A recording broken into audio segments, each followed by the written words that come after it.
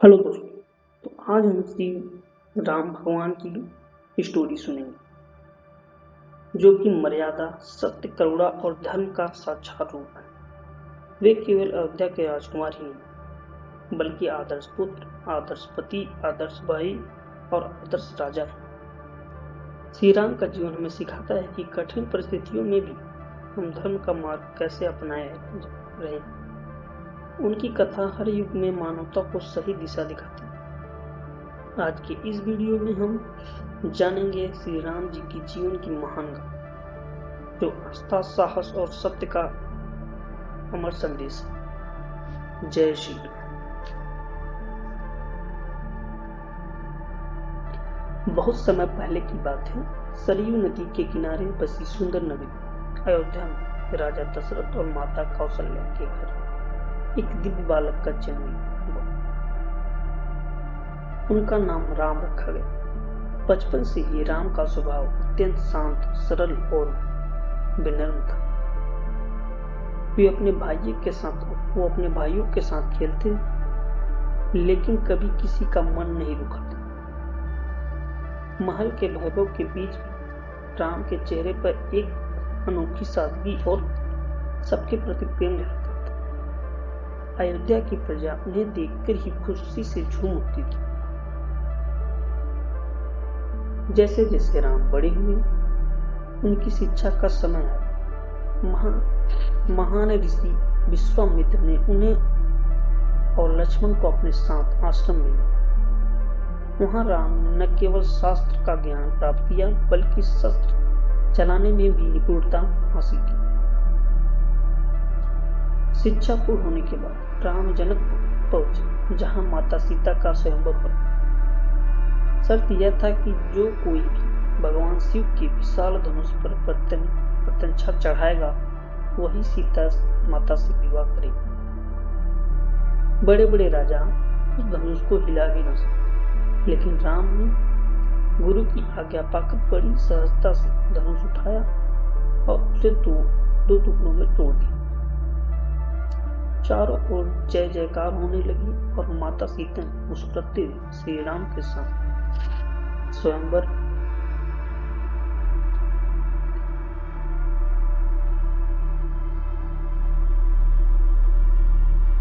शिक्षा पूर्ण होने के बाद राम जनकपुर पहुंचे, जहां माता सीता का स्वयंवर हुआ था। शर्त यह था कि जो कोई भी भगवान शिव के विशाल धनुष पर प्रत्यंचा चढ़ाएगा, वही सीता माता से विवाह करेगा। बड़े बड़े राजा उस धनुष को हिला भी न सके, लेकिन राम ने गुरु की आज्ञा पाकर बड़ी सहजता से धनुष उठाया और उसे दो टुकड़ों में तोड़ दिया। चारों ओर जय जयकार होने लगी और माता सीता ने मुस्कुराते हुए श्री राम जी के गले में वरमाला डाल दी।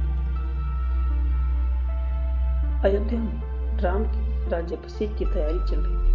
तभी रानी कैकेयी ने राजा दशरथ से अपने दो पुराने वचन मांगे। उन्होंने राम के लिए 14 वर्ष का वनवास और अपने पुत्र के लिए राजमार्ग।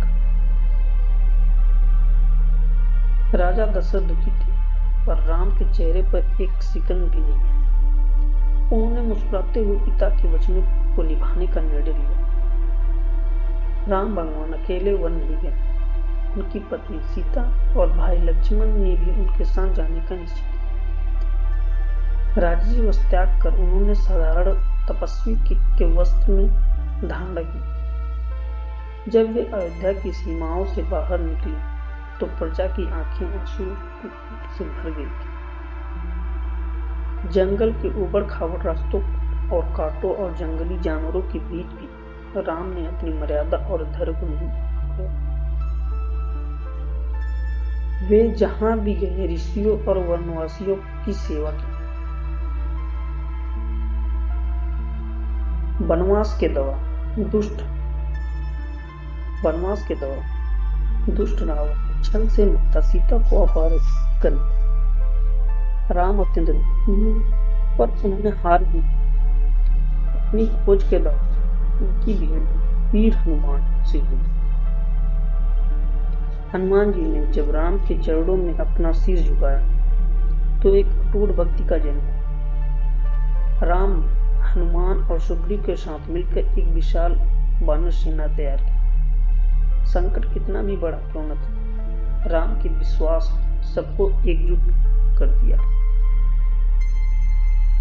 सीता को वापस लाने के लिए समुद्र पार करना आवश्यक था। राम के मार्गदर्शन ने वानर सेना से पत्थरों पर राम नाम लिखकर समुद्र पर एक विशाल सेतु का निर्माण किया।